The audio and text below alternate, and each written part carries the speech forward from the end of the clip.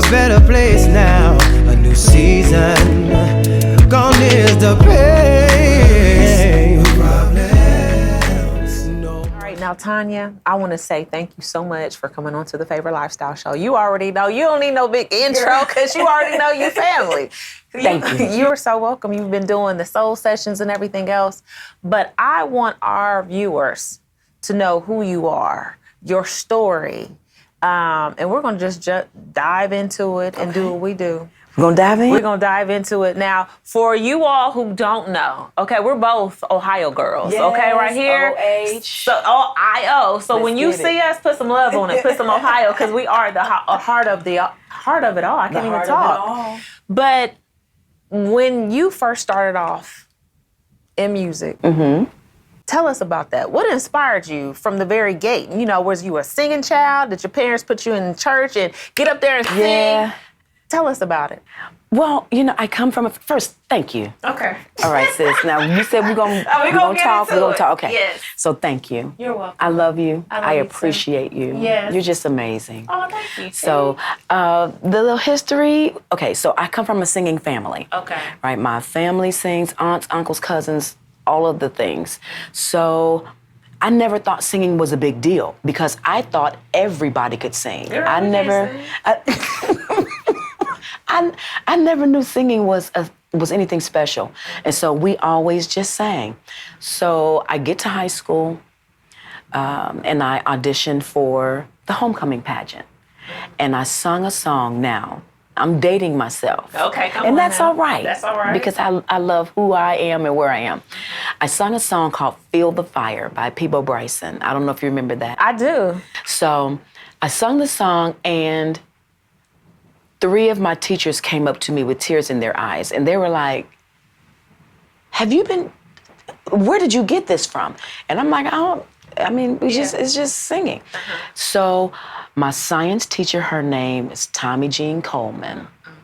She said, I want to talk to your parents because you don't just sing, you have a gift. Come on now. And I was like, okay, you're freshman in high school, you're like, all right, right. Because, okay, so even further back, I didn't go, we went to church, I was Christmas, Mother's Day, Easter Saints. We went to church 3 times a year. Yes. And so I wasn't church wasn't deeply rooted. But as I got older, my parents really became more serious about their faith, and so they started taking us to church. But that was, I was in high school by then. Yes. So yeah, Tommy Jean Coleman talked to my mom, and my mom was like, listen, we don't have the money to be sending her no singing lessons. And so that was now, that. You must have sang that was song. that.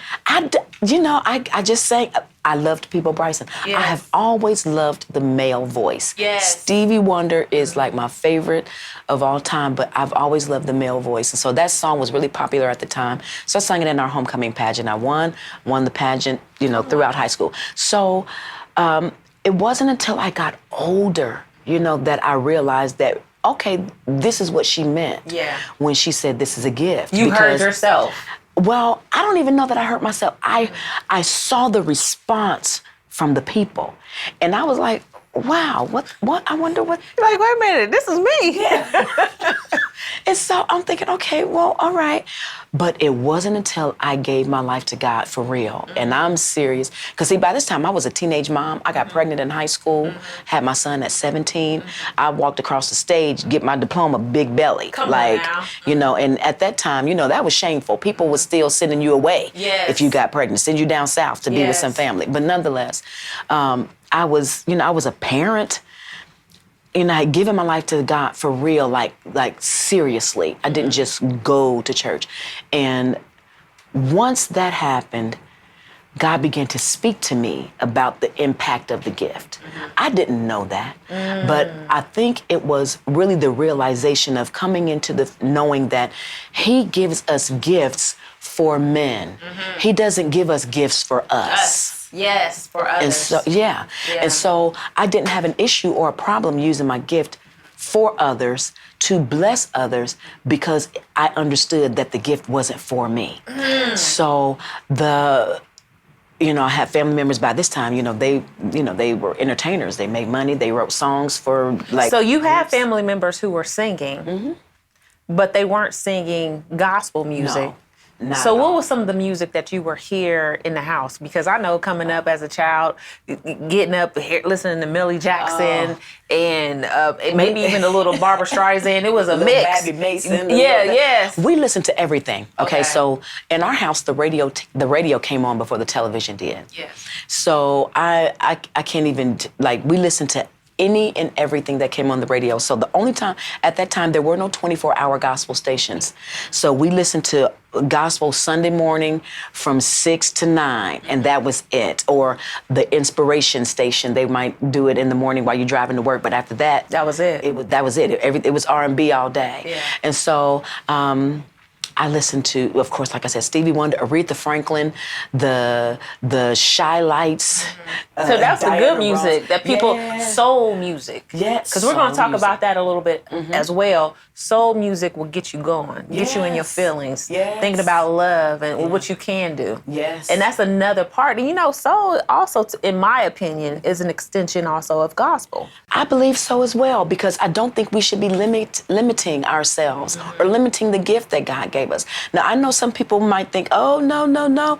I don't think there's a huge separation between the sacred and the secular. Now, we understand everything is not God glorifying, but if God gave us our emotions, and if I'm singing about, like the Bee Gees had that song, the words of a broken heart is just emotions taking me over, caught up in sorrow, so God gave us these feelings. He gave us these emotions. He didn't dismiss or separate our emotions from us when we came into faith.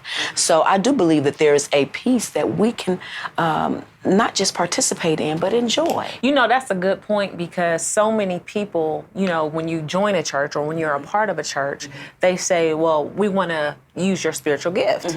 But the spiritual gift is not for just in the church. It's for when you're at work. That's right. It's that when you're going to the store. That's right. Wherever you may be. That's right. So your gift, honey, is amazing. God, and then when praise. you finally heard yourself and you felt the presence of the Lord saying, this is your gift, baby. Yeah. And what you're going to do with it. Yeah. When was that you had that aha moment? Do you recall the song in which you were like, okay, this is it. This is where I'm supposed to be? Or did it take some time? It took some time. But here's what's so funny. Because I loved music and because it was such a big part of our family and my life, I joined a community choir, and it was a gospel community choir. Okay. I never felt called to sing anything outside of faith-based music. Now, I might do something inspirational, a love song, but I never felt the pull to do anything outside of that. And I'm not saying that that's wrong. I'm saying I didn't feel that pull. But I joined a community choir because I wanted to exercise my gift. Because like I mentioned to you, I got pregnant at 17 and I sang in my church choir.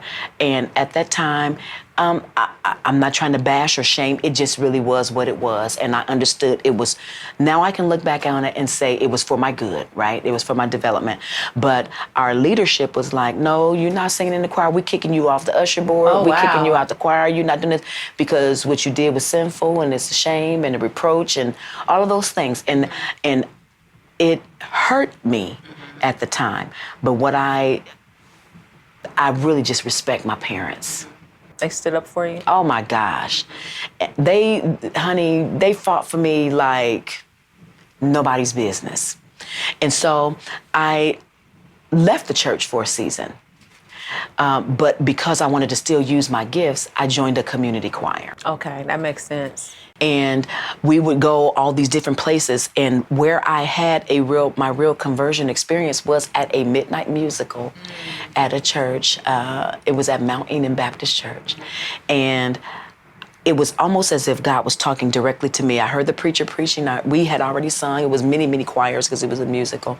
But they had a guest minister who was preaching, and he was admonishing us and encouraging us to go after God. And I was sitting in the back, but it literally was like, you remember the Spike Lee movie and he would you see somebody floating? Yeah. I felt like that because I don't even remember walking. I don't remember getting up and walking to the front, but all I remember was being in the front of the church and my hands were lifted and tears were I mean, just running down my face. And I heard God audibly say, this was the first time I ever heard God's voice. He audibly said, I love you, I want you, and I will use you. Come on now. Because I had been damaged and hurt and broken by what happened. Now, I know that was my doing. And so I understood that as leadership, they did what they needed to do. But it still damaged me. It still hurt me. And so I was like, well, they don't want me. I'll just, whatever. But I heard God say, I love you, I want you, and I will use you. God is so good. Oh, my goodness. It gives me chills right now. But I stood there in that moment in the middle of that aisle with my hands lifted, and I was crying. And before I knew it, I was on the ground. And, the ladies was all over you. Yeah, they covering you. Yeah, they covering you. Yeah. They praying in the spirit. Yes. They going hard. And after that, that began my journey. And that was 1990. Mm-hmm. That began my journey. And so my faith for real journey. And so from then, I just, utilized my gift in the service in church, but never really understood the call to, I'm not going to say call. I never had the desire to record and travel and do all those things. I didn't. He used what you thought was a mistake. Yes. To teach you, but then also to continue to elevate you. Yeah.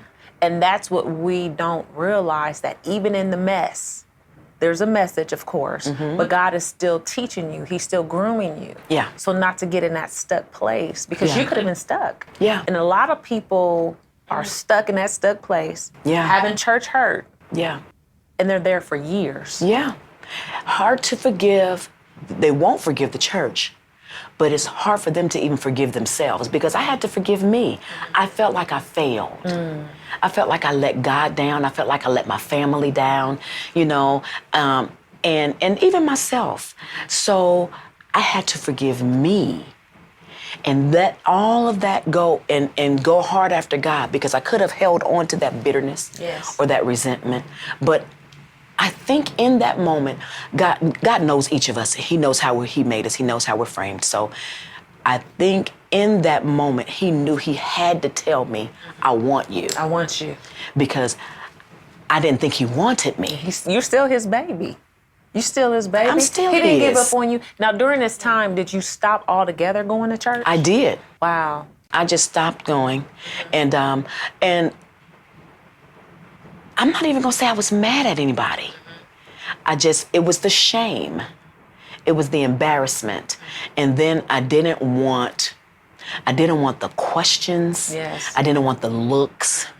But in that community choir, I talked to them. Now, I didn't just go try and hide. I talked to the leader of the community choir. I told her all about me. I told her about what I'd done. And she wasn't like, in agreement, like, oh, yeah, girl, it's okay. But she nurtured me, and she shepherded me during that season. Yeah. Now, isn't it awesome how God will put the right people in the right places to get you to stay on your path and to take you where you're supposed to go? And she was more like an angel, I would say. Yeah. Because she could have judged you and you could be still in Dayton, Ohio. Yeah. You know what I'm saying? Yeah. But He used her to help this young woman to get where she needed to be. That's why it's so important to mentor these young women. It is. It's so important, because so often now, with so many young women out here, we're scared to say something to them. Who you think you talking to? Oh, yeah. But it's mentorship, just like even with Naomi and Ruth in the Bible. She was a mentor to Ruth. Yeah. And then overall, she ended up finding her Boaz and all of that. But how amazing is she? Yeah. Have you kept in contact with her? Oh, we've kept in contact over the years. Come on. Absolutely. Now. She's, like you said, she was an angel for me. But one thing I will say, and her name was Marshall Thomas. Hey, Marshall, we sending a shout out to you, girl. Marshall. Marshall was amazing, but she let me know you had to be willing. Because just like you mentioned, we have some who, we have that brash exterior, that hardened exterior. And the world has made us feel that we have to be that way. And I'm talking to men and women. The world has made us feel like we have to be that way. And our life experiences have taught us we have to be that way. But you have to want it. Yeah, you have to. And you have to be open to it. Now, sometimes, you know, we can be a little hard-headed and somebody can, I gave her access to me. I gave her permission to correct me. Say that again, because so many people want to be delivered out of their situation, but they don't let people in. They don't give people access, even with the Lord. That's you true. have to submit and just give you, I'm here, whatever you want me to do. I don't even know. I give up, though. Yes. You know, because I've been trying it, I've been doing it, and this hasn't been working. So I don't know, I don't even know what I'm asking for. But I'm saying, okay, here I am. And vulnerability is difficult because you just don't know. We like to have control, we like to have outcomes. I have to be honest, I'm an overthinker and I'm a controller. That's speaking to another one. You know? Yes. And so, and I'm always thinking ahead, but that's also God having to remind me. Yes. Tonya, you're not in control. Yes. As much as you think you're in control, you're not. So let that go.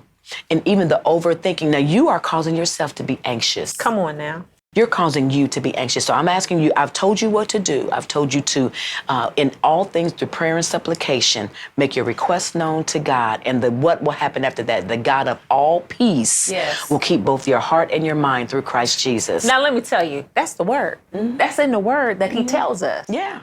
But we still worry. We still are anxious, fearful. Yeah. But everything is laid out in the word. Yeah. We're attached to outcomes, though. Yes. I have to be, you know, we got to just be honest. Yes. We are attached to outcomes. So it's like that whole trust fall thing. I'm not falling because you might not catch me. And if you let me fall on this ground and I hurt myself, I'll be mad at you. Yeah, we squabbing. Yes. Yeah, it's a different thing when I get up. And so that's hard. But giving her access to me. Come on. I did not realize what I was doing at the time. I just knew that was what I needed. And so I gave her the opportunity to chastise me. I gave her the opportunity to correct me. I'm a grown woman at this point. I'm a full adult. I'm a parent. I'm working. I'm making my own money. I'm doing and I'm just being, you know, bringing it down. You know, this is community choir, honey. I don't have to do this. I'm volunteering for this.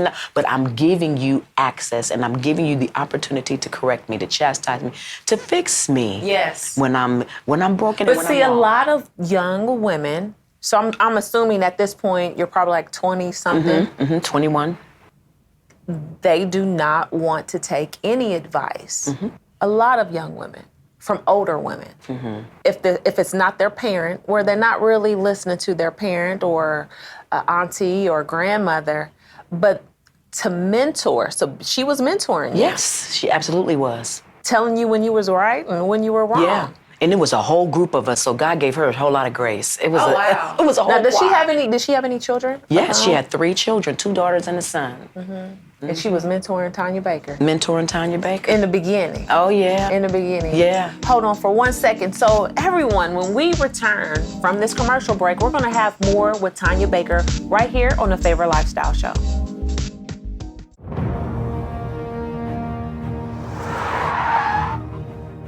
Raise them up, Lord, raise them up. We made 7 feature films. We're praying about the 8th, and the Lord says, bring it back here to Albany, Georgia. And it's like, all right, here we go. Let's see what God does. I always enjoy working with the Kendrick brothers, mostly because I know whatever's finna happen is gonna be an adventure.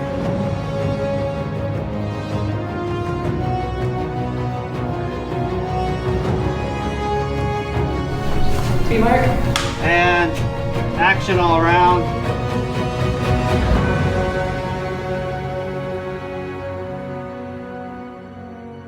The Forge is a story that follows a young man. He has talents and gifts and abilities. Where are you going? He's gotten out of high school, but he doesn't have clear direction for his life.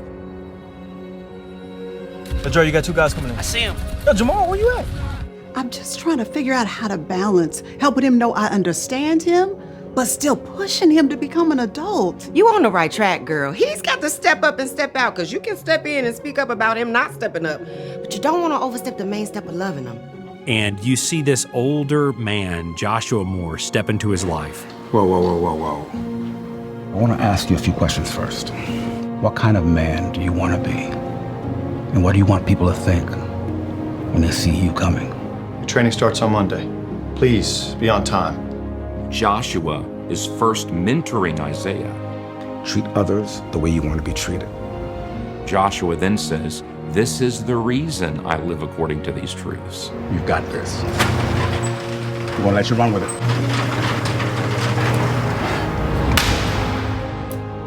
I know what it's like to be angry. In Luke chapter 9, Jesus says something that's pretty startling. He says to the people around him, "If anyone wants to be my disciple, he must deny himself." Take up their cross daily and follow me. Take up your cross daily. What does that mean? That means something's gonna die.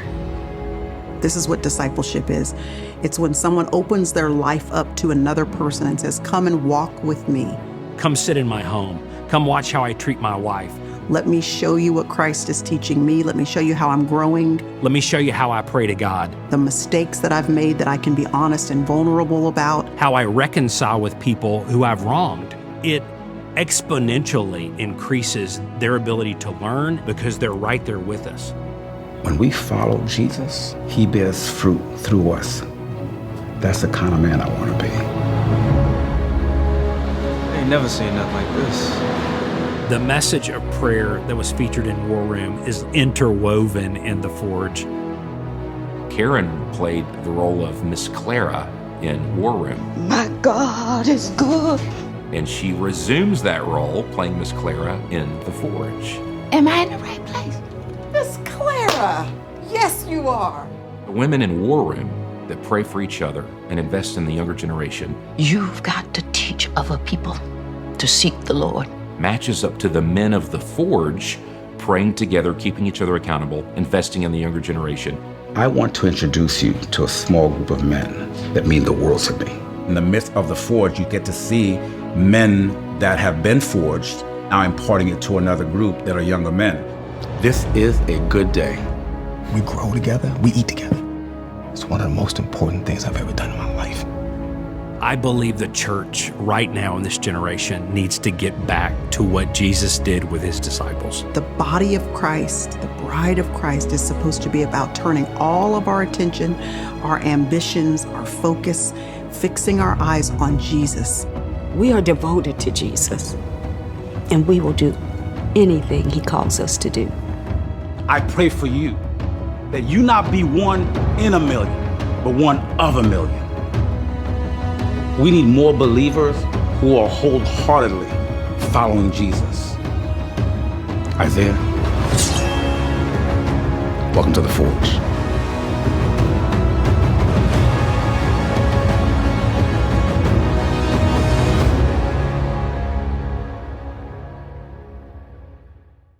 Okay, and so when we return, we're going to have more with gospel artist icon Tonya Baker right after these messages. Got a new house.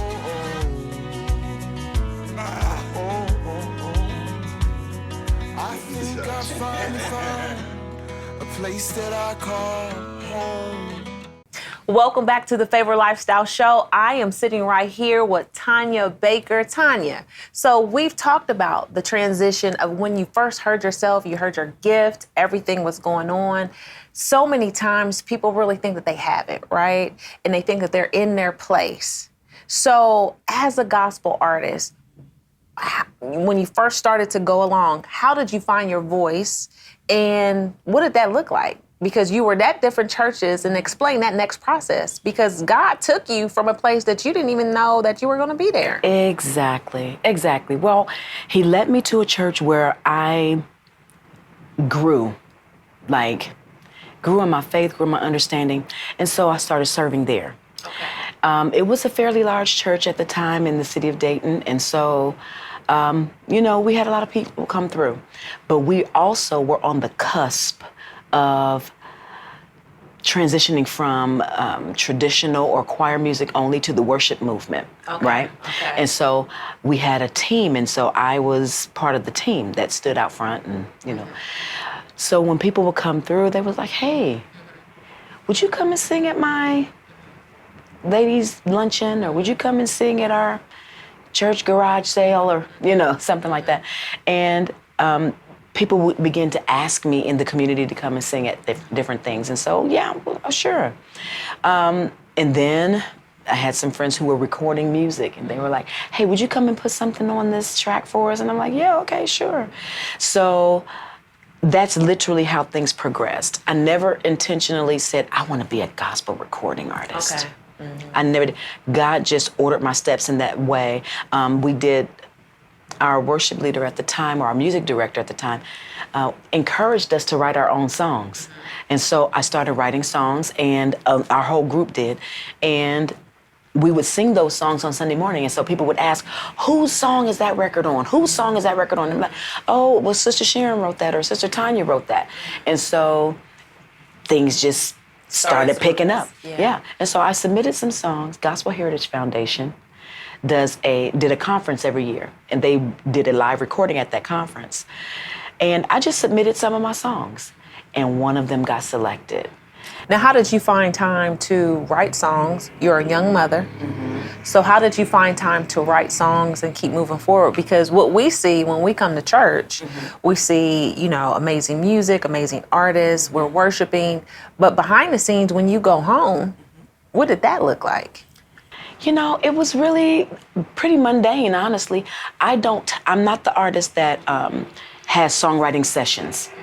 I'm just living my life. I'm doing what I do. I'm taking my son to daycare. I'm washing dishes. I'm cleaning up around the house. And songs, I call them divine downloads. God just starts dropping songs in my heart, and I'll start singing them. And at the time, I used a little portable cassette recorder. Uh-oh, don't say that. Cassette. Hey, just twist it around. Like, what is that? Yeah. We'll put a picture up in there to let y'all know. Yeah. So I would just grab and I would just sing, and then that was it. What was the first song that you had written as a? The first song I wrote was To Know You, Lord, and that's the song that was selected. Come on now. Yeah. He knows what he's doing. He at knows all exactly times. what he's doing. So that then began the journey of being an artist. Yes. Because I had a published song. Yes. And so it just really, and I, local folks, hey, some friends at the church, you got studio, hey, let's do this. Yeah, can I record some stuff? Yes. And that's literally how it began. Yes. Yeah. So you started to sing more. Mm-hmm. Were you ever starstruck or in awe of meeting, some of the artists? Like, who have you met so far? So we can let people know that she's connected. Well, I'm not gonna say I'm starstruck, but I do.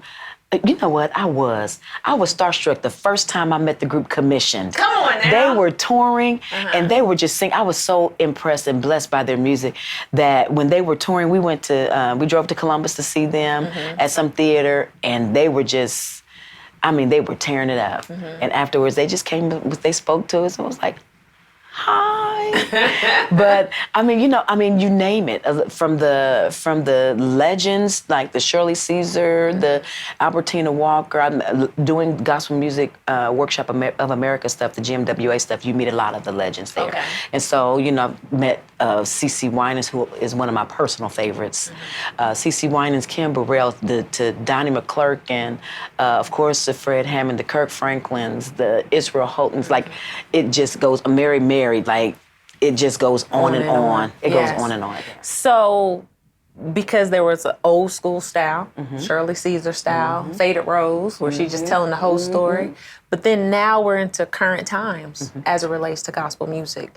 Some people like it to be old school. What is your thought and your input as it relates to how gospel is transitioning? It's not worldly, but what are your thoughts, first off? What do you think about how gospel music is changing over time? I love the progression.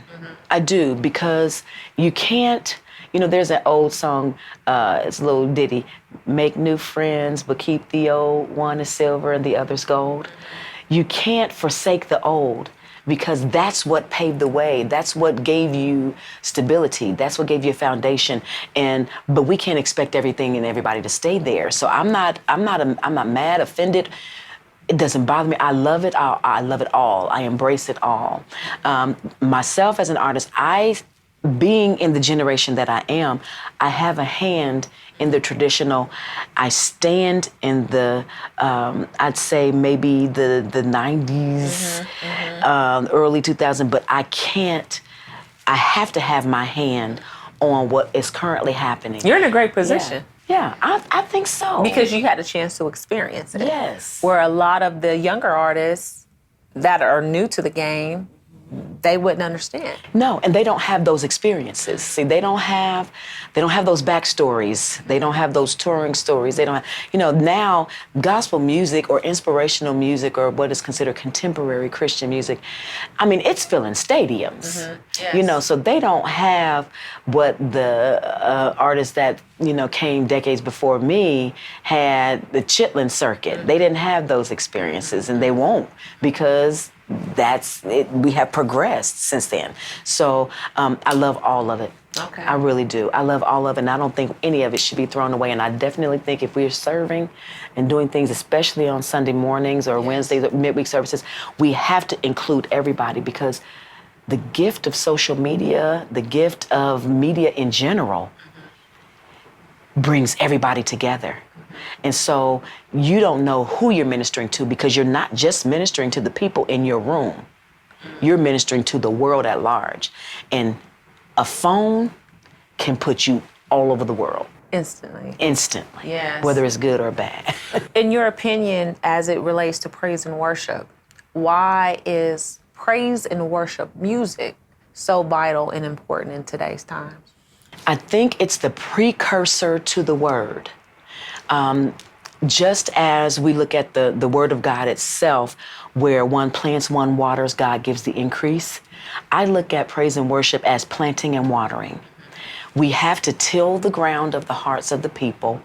And there's nothing like, music to, the old adage says, soothes the savage beast.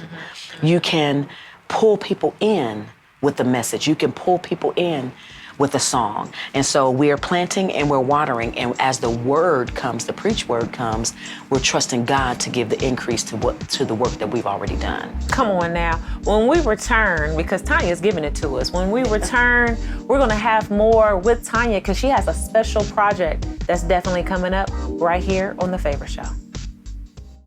All right, everybody, we are sitting here with Tonya Baker. We've been talking about how she started off, where she finally heard her voice, because a lot of times people have been in the world of gospel or whatever they're doing, and they don't even hear God. They're just doing whatever they choose to do.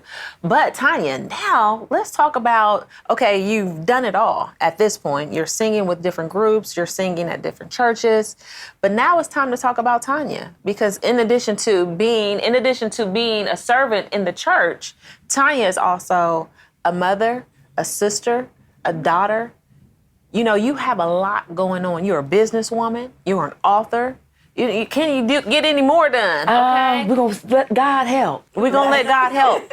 I quickly want to talk about and share with our viewers that I feel that you take such good care of your parents. You and your siblings take amazing care of your parents.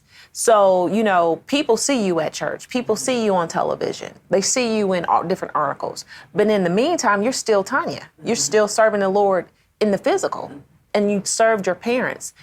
Tell our audience about, being a caregiver. And I love the concept of how you and your siblings, you all split it up amongst yourselves to say, okay, that's a real conversation that a lot of people are not having. But even in that, you're still trying to, you held on to your goal of what God assigned you to do in taking care of your parents.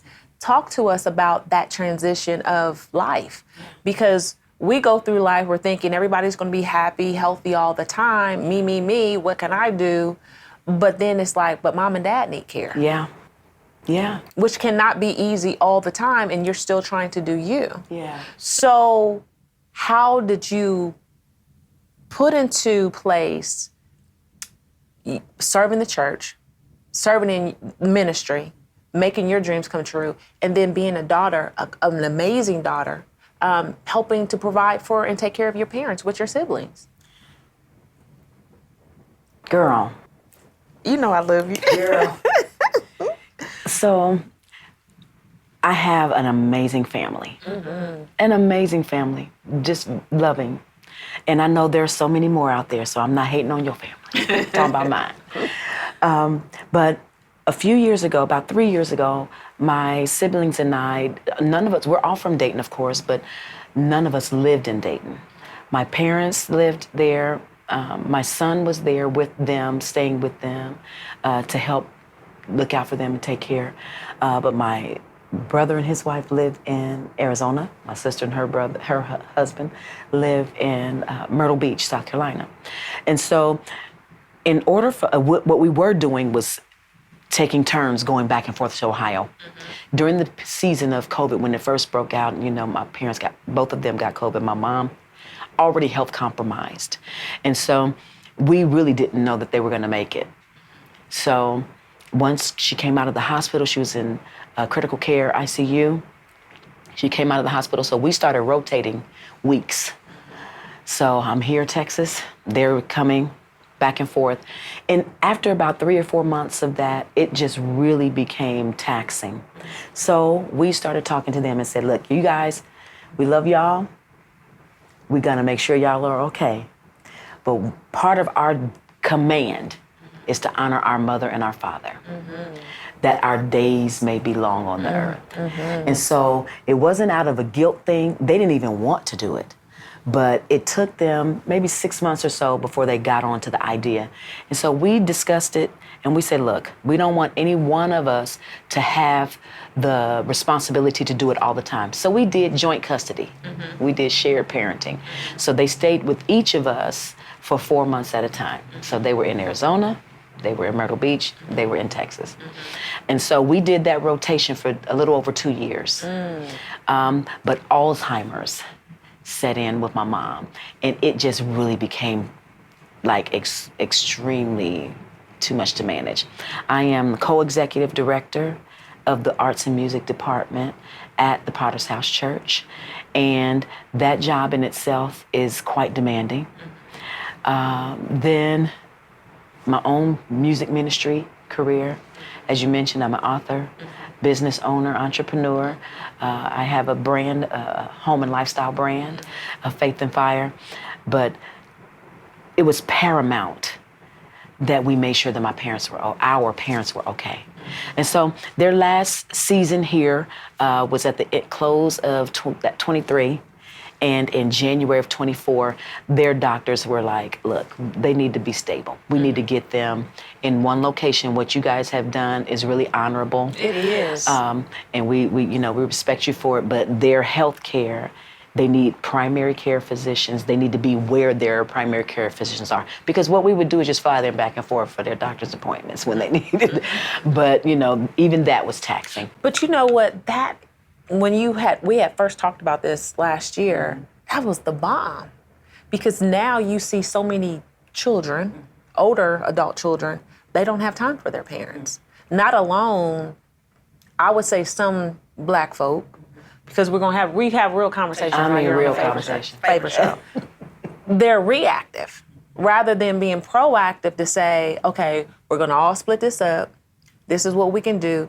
People will be going back and forth, probably arguing over, I'm not paying for that plane ticket. Right. Yeah. But for you all to come together, mature, have that conversation, and to provide for your parents, in addition to you, your siblings, they have lives as well, but it's to honor thy mother and the father. Yes. So that's when the word comes back again in your life to show you what you should do, how you should do it. Yeah. Because it's not easy for everyone, but if you continue to do that, yeah. I remember one time we had a conversation, it was probably earlier this year, and you just said you were just so thankful that your mom and dad were, there because you guys could share experiences together and the time you had. Yes. Now, although it placed, just like a small burden per se, even in that you still had an amazing good time with your parents. Oh, yeah. And it was incredible because I learned even from you.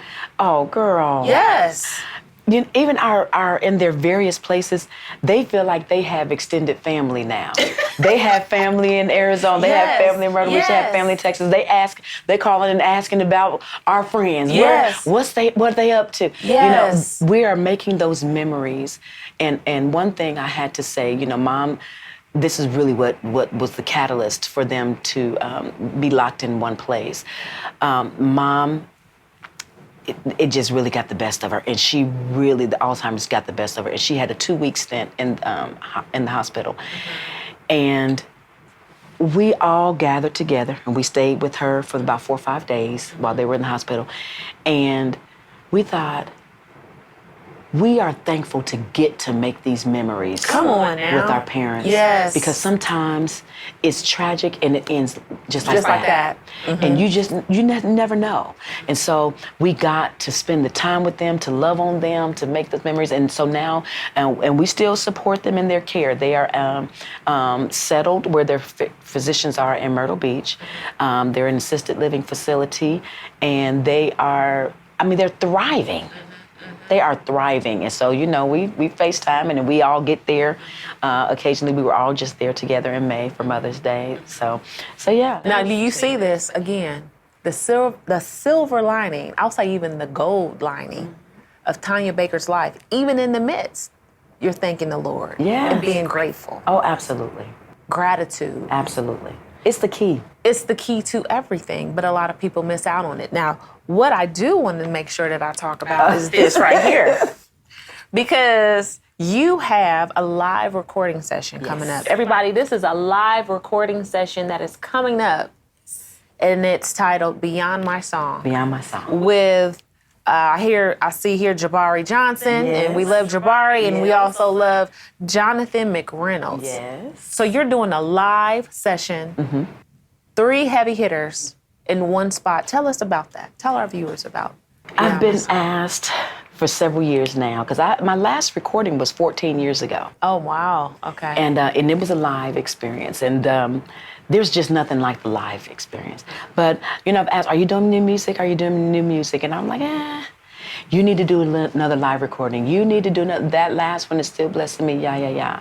And that really impacted me. So I said, okay, God, is this something you really want me to do? Because I do get to serve and pour out, any given Sunday at the Potter's House.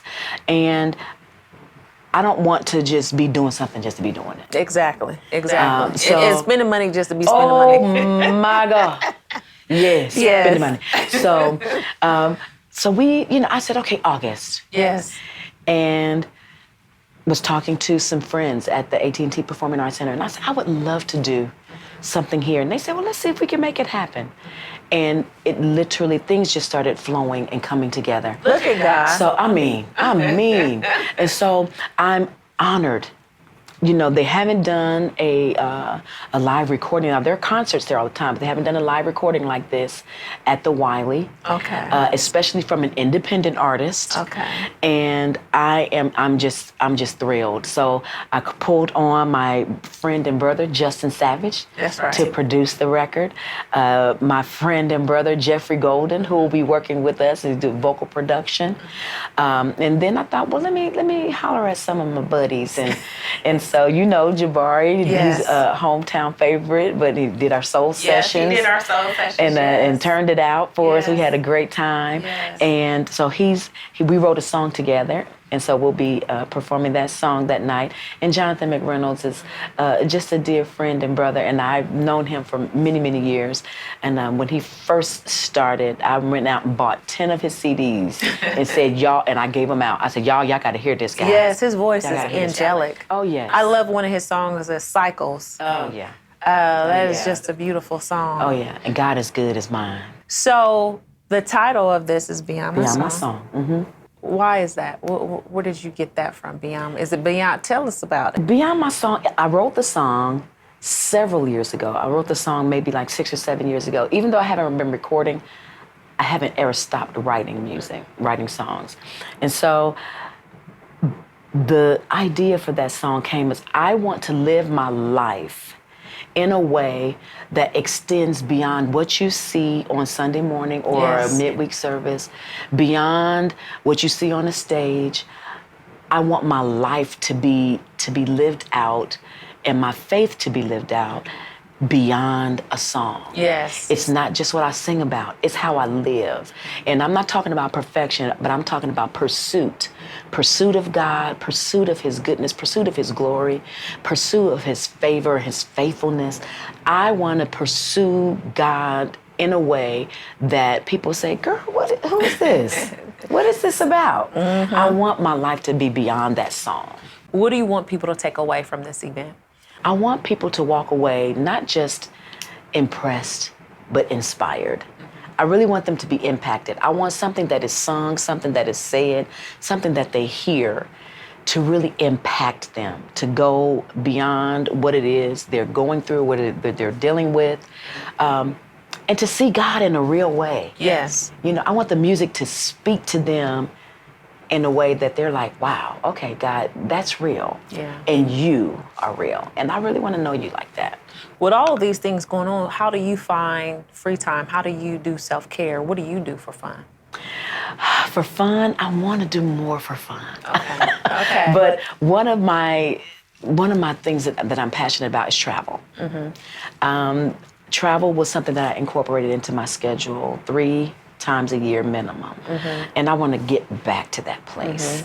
Mm-hmm. Sometimes, you know, the cares of this life, not at all depressing, but the cares of this life, the things that we are responsible for, they pull us away. But travel, I love hanging out with the people I enjoy. Mm-hmm. I'm replenished that way. Mm-hmm. And I'm just going to keep it honest. I enjoy eating. I enjoy eating. Girl, call me. You know I'm always ready. Yeah, and I love laughter. Mm-hmm. I want to go to a comedy club. Mm-hmm. I want to hear somebody tell jokes. Mm-hmm. I want to laugh until I cry. Mm-hmm. So those are the things that I really, that just replenish me. And of course, you know, we do I don't even want to say girly things because it's a metro thing now. Men do the same thing. Yes. But I love, who doesn't love a spa day? No. Who doesn't love it? Yes. Sometimes I just want to go to sleep. Yes. But yeah. And that's a good spa because, honey, look, catch me, I'm asleep. What you doing, sleep? That's the best thing, is just going to sleep. Yeah. We did that restoration. And a lot of people miss out. Yes, a lot of people miss out on it. They depend, what's your secret? I sleep. I go to sleep when I'm sleeping. Yeah. I might go to sleep up in here. Sleeping. They be like, look, she took it a little bit too far. No, just going to sleep. Yeah. I am so proud of you, sister. Thank you. And you know I am definitely here to support you, whatever it is. I know it. Look, whatever you need, we're right here at the FAVR family. Everybody, if you would like to have more information, just go to favormag.com or check the lower thirds right here on the show for more information about this upcoming event. And I just want to tell you thank you. Thank you. Thank you, Tonya Baker, for coming. Thank you, Pamela Lowery. I love you, girl. I appreciate you. You're so welcome. Stay tuned for more right here on the FAVR Lifestyle Show.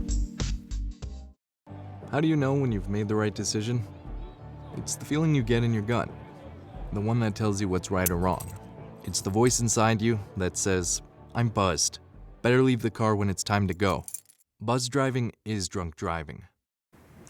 I want to thank you so much for tuning in to the FAVR Lifestyle Show. And remember, as always, when you keep God first, everything that you do will fall into place. If you like this show, make sure you like and subscribe and also share with your friends and family members. But the next time we see you on the FAVR Show, just remember, you're now part of our family. See you next time on the FAVR Lifestyle Show.